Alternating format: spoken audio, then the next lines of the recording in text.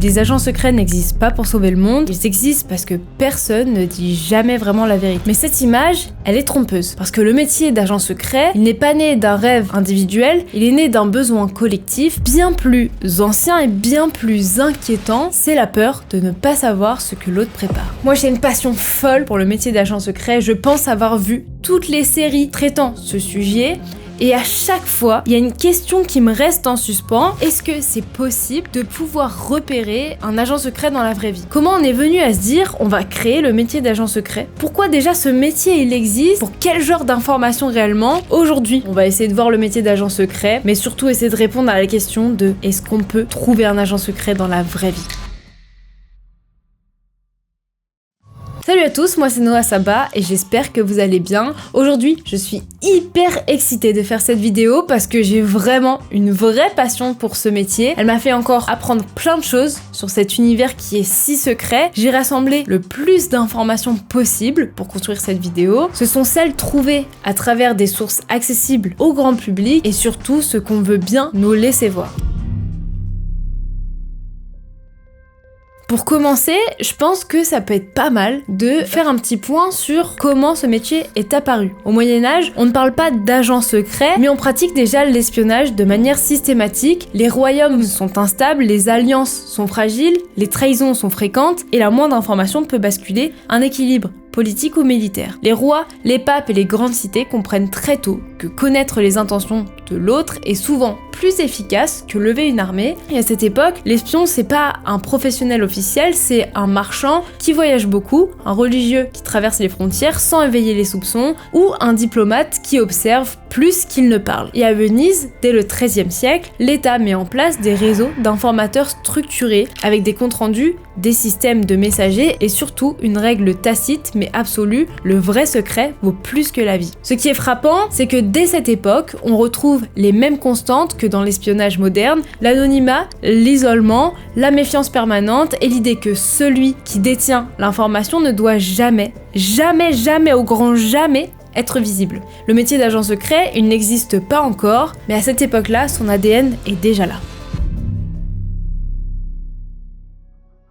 À mesure que les États se structurent, l'espionnage, il cesse d'être improvisé. À la Renaissance, puis au XVIIe siècle et ensuite au XVIIIe siècle, les cours royales deviennent de véritables théâtres de manipulation. On n'espionne plus seulement pour savoir où se trouve une armée, mais pour comprendre qui influence qui, quelles décisions se préparent et quelles alliances sont fragiles. Napoléon, par exemple, il accorde une importance capitale à l'information. Il sait qu'un conflit se gagne souvent avant même la première bataille, simplement parce qu'on a anticipé les mouvements adverses. Et malgré cette montée en puissance stratégique, l'espion reste un pion. Il n'est ni reconnu, ni protégé, ni célébré. Son efficacité, elle repose précisément sur le fait qu'il puisse disparaître sans laisser de traces. Et cette logique, elle va traverser les siècles et préparer le terrain à ce que nous appellerons aujourd'hui les agents secrets. Le XXe siècle marque un tournant brutal. Les deux guerres mondiales, puis la guerre froide, transforment l'espionnage en une activité organisée, méthodique et presque scientifique. Les enjeux deviennent mondiaux, une seule information mal interprétée peut provoquer une escalade militaire, une crise diplomatique, voire une guerre nucléaire. À partir de ce moment-là, les États ne peuvent plus se contenter d'informateurs occasionnels, ils ont besoin de professionnels formés, capables de comprendre le système complexe, d'analyser les signaux faibles et de travailler sur le long terme. C'est là la naissance des grandes agences de renseignement et avec elles du véritable métier d'agent secret. Alors, contrairement à ce qu'on pourrait penser... Désolée. Alors contrairement à ce qu'on pourrait penser, on ne devient pas agent secret parce qu'on l'a voulu très fort au plus profond de soi, parce que c'est notre rêve ou quoi que ce soit. Dans la majorité des cas, ce métier il arrive presque de manière indirecte et même parfois accidentelle. Des témoignages d'anciens agents montrent que beaucoup ont été repérés dans des contextes très ordinaires, par exemple à l'université, à l'armée, en diplomatie ou en recherche scientifique. Ce qui attire l'attention des recruteurs, ce n'est pas le goût du risque ou l'envie d'aventure, mais c'est des traits beaucoup plus discrets, la capacité d'observer sans juger, d'encaisser la pression, à accepter de ne pas être reconnu et à travailler dans l'ombre. On recrute pas un agent secret pour ce qu'il dit, mais plutôt pour ce qu'il est capable de taire. Même lorsqu'il existe des voies de recrutement officielles, comme à la CIA, à la DGSE en France, la sélection elle reste extrêmement sévère et très peu de candidats passent toutes les étapes car les critères restent psychologiques. Supporter une vie où le secret devient la norme, c'est pas donné à tout le monde. Passons un peu au moment croustillant de la vidéo. Par exemple, moi je suis persuadée que j'ai déjà rencontré et trouvé des agents secrets. Quand j'étais aux États-Unis notamment, je suis persuadée que mes hosts étaient agents secrets juste parce que ils parlaient un peu tout seuls des fois et ils faisaient des trucs, ils avaient une vie secrète un peu. Je suis persuadée, j'avais un peu ce feeling bizarre, difficile à expliquer, j'avais envie de les trouver. C'était pas, je suis pas tombée sur une scène spectaculaire de bagarre ou de course-poursuite ou de je sais pas quoi. Non, justement, c'était vraiment l'inverse. Elles étaient vraiment très normales, très calmes. Et à un moment, je suis un peu devenue parano parce qu'aux États-Unis, j'étais persuadée que j'en avais toujours, tout le temps autour de moi, aussi parce que la culture le veut qu'au cinéma, ce soit souvent des espions américains. Et comme je suis forcément passionnée par ça, aux États-Unis, ça me paraissait normal d'en trouver autour de moi. C'est là que je trouve que c'est intéressant. Est-ce qu'on peut vraiment trouver des agents secrets? Si oui, quels seraient les critères? Et ben, je vais essayer de répondre à ça dans cette vidéo. Je pense que vous serez déçus parce que malheureusement, le but d'un agent secret, c'est que il est secret. Je pense que dès que quelqu'un aura ses critères, discret, posé, attentif, pas trop démonstratif et difficile à cerner, on va projeter immédiatement quelque chose dessus. Et le cinéma aussi nous a fait croire qu'un agent secret, ça se repère. Quand tu regardes les séries, des fois c'est un peu grossier, tu te dis non mais là c'est évident, genre c'est sûr que ça se voit aux yeux de tout le monde qu'ils sont agents secrets. Dans la vraie vie, il doit être banal.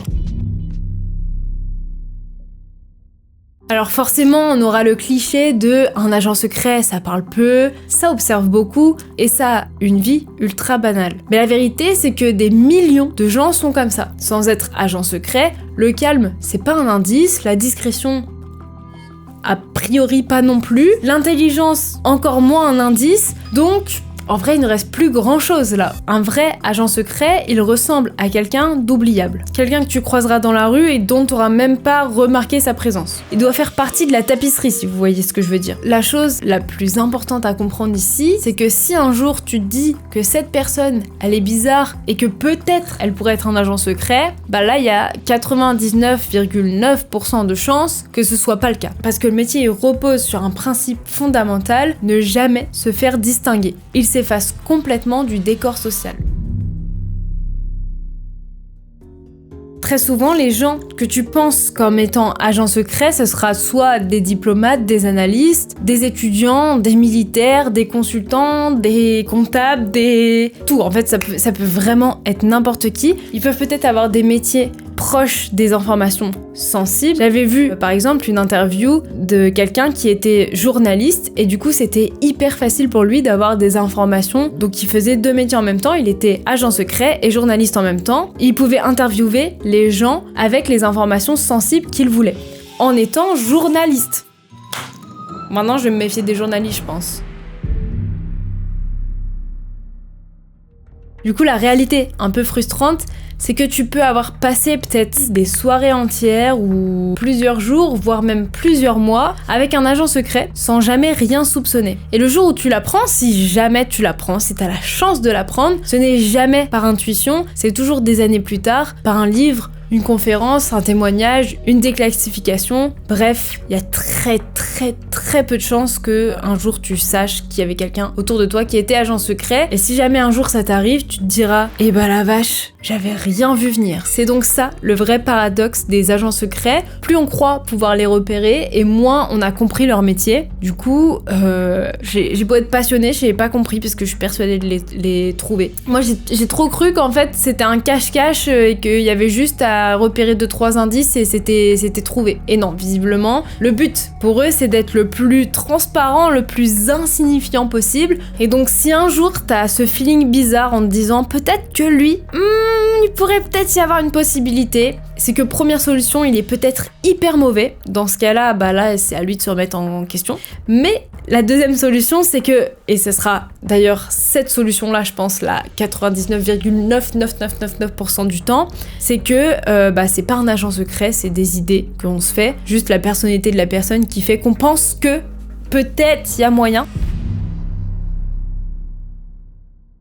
La formation d'un agent n'est pas une accumulation de compétences spectaculaires, elle est avant tout un processus de déconstruction. On apprend à l'agent de remettre en question ses réflexions, ses émotions, son rapport à l'identité, et il doit être capable de changer de rôle, de s'adapter à des environnements hostiles et surtout à ne jamais se laisser enfermer dans une seule version de lui-même. On lui apprend aussi que l'erreur n'est pas toujours visible immédiatement, que le danger est souvent invisible et que la survie, elle dépend plus de la patience et de la discrétion que de la force. À la fin de cette formation, l'agent n'est pas un héros, il est un individu capable d'agir sans être vu et sans laisser de traces. Forcément, ce métier, il a un coût humain énorme. La vie personnelle des agents secrets est souvent marquée par l'instabilité, les absences et les silences prolongés. Les relations amoureuses, elles sont hyper difficiles parce que il est presque impossible de partager une vie qui est basée sur le mensonge partiel et la dissimulation permanente. Beaucoup d'anciens agents racontent qu'ils ont vécu une sensation constante de dédoublement, comme s'ils n'étaient jamais totalement eux-mêmes, ni au travail et ni dans leur vie privée. Le plus grand sacrifice, c'est pas le danger, mais plutôt la solitude.